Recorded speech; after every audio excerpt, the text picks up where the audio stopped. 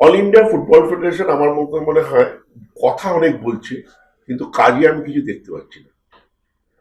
এই মিটিং সেই meeting, at the end of the day result is zero.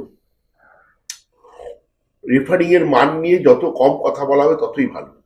এই লোকটি কদিন আগে অত্যন্ত বাজে রেফারিং করলো, তাকে আবার এই হাই ভোল্টেজ ম্যাচে আবার দেওয়া হলো, কারণ আমি বুঝলাম না। এবং আমরা স্যাটিসফাইড নই, ইস্টবেঙ্গল স্যাটিসফাইড, বা ইস্টবেঙ্গল স্যাটিসফাইড নয় আমরা স্যাটিসফাইড, এটা তো কোনোটাই নয়। কেউই স্যাটিসফাইড নয়। তার মানে এই রেফারিটা হচ্ছে একটা বাজে রেফারি, তার রেফারিং জ্ঞানই নেই, তাকে বারবার ডার্বি দেওয়া হচ্ছে। কারণটা কি? কারণটা কি? আমি এআইএফএফ এর কোনো অন্য উদ্দেশ্য আছে কিনা আমি জানি না। অনেকে বলছে ডার্বির গুরুত্ব কমিয়ে দেওয়ার চেষ্টা, আমি জানি না। আমি আই এম রিয়েলি স্টান যে এইরকম মানে রেফারিং, এটা একটা রেফারিং হচ্ছে, এটা কি হচ্ছে? আর আমি দেখছি যে প্রচুর মিটিং করে ওরা, মিটিং করে রেজাল্ট হচ্ছে জিরো।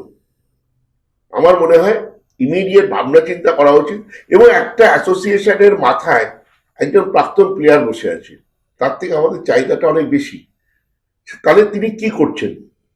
তাই জন্য আমার মনে হয় তার কাছে আমার আবেদন আপনাদের মাধ্যমে, ইমিডিয়েটলি, শুধু মিটিং নয়, এই রকম রেফারিকে প্রথম কথাকে ব্যান করা উচিত আইএসএল থেকে। ইন ফিউচার কোনো খেলাই এসে দেওয়া উচিত না।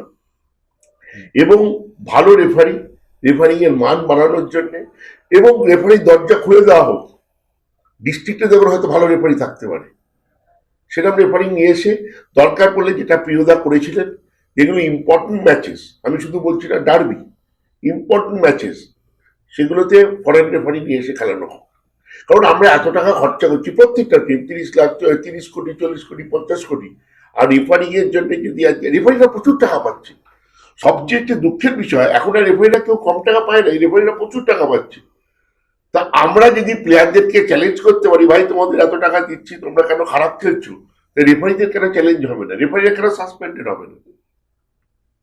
অত্যন্ত খারাপ রেফারিং হচ্ছে। আমি এএফএফ কে অনুরোধ করছি, এবং একজন প্রাক্তন প্লেয়ার যেখানে বসে আছে কল্যাণ চৌবেকে আমি অনুরোধ করব, আপনি নিজে মাথা দিন। ও হয়তো ব্যস্ততায় দেখতে পাচ্ছে না, আমি নিজে মাথা দিন, নিজে মাথা দিয়ে এর ব্যবস্থাটা একটা অত্যন্ত বড় স্টেপ নিন, যাতে ফুটবল প্রেমী মানুষজনের একটা আস্থা আসে। ফুটবল প্রেমী মানুষজন এত টাকা খরচা করে মাঠে খেলা দেখতে যায়, শুধু তো প্লেয়ার খেললে হবে না, referee is one of the most important sector. সেই জায়গাটা যদি এত নিম্নমানের হয়ে যায়, তাহলে ফুটবলের উন্নতি হবে কি করে? তোমরা কি কোনো চিঠি দিচ্ছ? চিঠিতে কিছু কাজ হয় না ভাই। আমি 2 লক্ষ, আজকে 30 বছরে আমি 2,43,000 চিঠি দিয়েছি, কিছু লাভ হয় না। লাভ হয় এই বক্তব্যের মাধ্যমে, তারা সব শুনতে পারে, এখানে কিছু লুকোচুরি নেই, আমি তো পাবলিকলি বলছি। সেইটা করতে হলে তারা চিঠিতে কিছু কাজ হয় না, আমি আজ অব্দি দেখেছি চিঠিতে কিছু কাজ হয় না।